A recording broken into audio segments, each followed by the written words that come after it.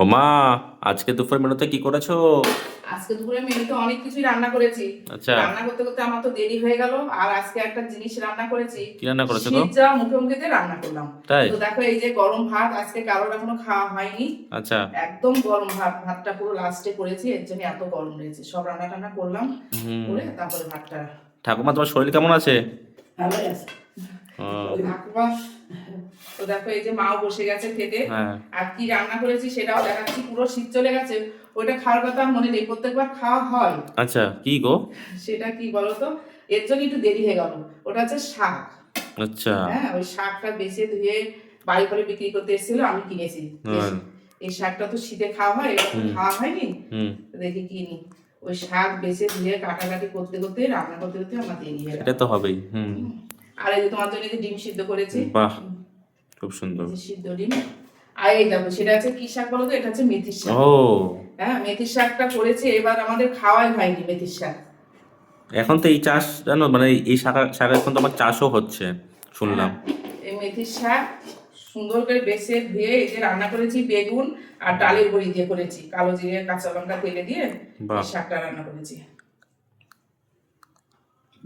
খুব হ্যাঁ, সুন্দর। মেথির শাক সেন্টটা কি সুন্দর লাগছে। মা খেয়ে দেখো তো কেমন হয়েছে, খেয়ে বলো কেমন হয়েছে। এই প্রথম খাও। রান্না করলাম, সিজ্জা মুখে মুখে রান্না করলাম। আমার ভালো লাগে বেশ। হ্যাঁ, মেথির শাকের গন্ধটা বেশ ভালো লাগে। এই যে তোমার ভাতটাও দিয়ে দিলাম। আর দাদুকেও ডাকো, দাদুকেও ভাত দেবো। দাদু তো খাইনি, দাদু বললে একটু পরে খাবে। আমি ঠিক আছে। আরও এটা রান্না করেছি কি বলতো, এটা পেঁপের ডালনা করেছি, আলু পেঁপের ডালনা করেছি নিরামিষ করে।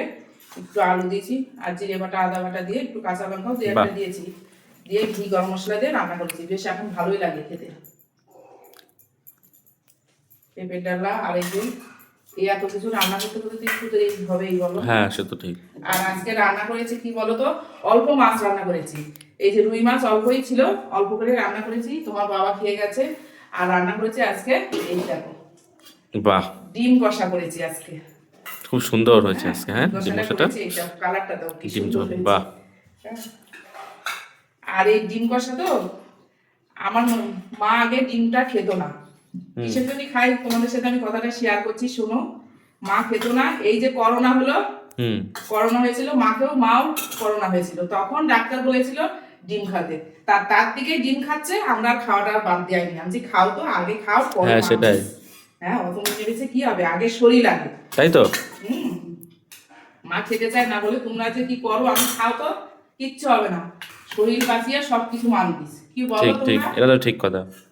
ডিম কষা করেছি সুন্দর করে। আর এই যে ছেলের জন্য, তোমার জন্য এই যে করেছি, বাহ, ডিমের অমলেট করে ঝোল। রাতের জন্য। হ্যাঁ, রাতের জন্য এটা। এটা ছেলে রাতে খাবে, এটা এখন তুমি খাবে না নাকি? হ্যাঁ, আমিও খাবো। তোমার দাদু আসুক, দাদু ভাতটা দিয়ে দিই। আর এই যে রাত্রের জন্য এই যে বেড়ে রেখেছি। একবারে রাতে রান্নাটা করে রাখি, কেন বলতো রাতে আর বেশি কিছু করি না, যদি অন্য কিছু করতে হয় অল্প কিছু করি। তো দেখো, আর এই যে ডিমের অমলেটও করেছি আজকে, শুধু ডিম আর ডিম। আজকে ডিম সিদ্ধ, ডিম ভাজা, ডিমের বেশ আলু দিয়ে কষা কষা করে রান্না করছি, ডিমের ঝোল। তো এই হচ্ছে আজকে দুপুরের মেনু হয়েছে। কেমন হয়েছে তোমরা কমেন্টে জানাবে। আর দেখো, একটা তোমাদের সাথে কথা শেয়ার করছি, আমার খুব ভালো লেগেছে, শুভ একটা কথা। সেটা হচ্ছে একটা বন্ধু আমার কালকে তার ছেলের বিয়ে, মানে 4 তারিখে বিয়ে, 6 তারিখে রিসেপশন। তো আমাকে ইনভাইট করেছে, দিদি তুমি আসবে কিন্তু। তো আমি চেষ্টা করবো বলেছে, আমি খুব খুশি হয়েছি। চেষ্টা করবো যাওয়ার জন্য, কিন্তু আমার বর মশাই আবার টাইম হবে কিনা জানি না, সে তো আবার একটু বিজি মানুষ তো। তা এখন চেষ্টা করবো, যেহেতু বলেছে আমি তো এটাই খুশি হয়েছি। সেও যদি আমার ভিডিও দেখে তাহলেও সে বুঝতে পারবে তার কথাটা আমি বললাম। তো এই হলো হচ্ছে মেনু। কেমন লাগলো কমেন্টে জানাবে। তাহলে চলো আমরা খাওয়া দাওয়া করে নিই।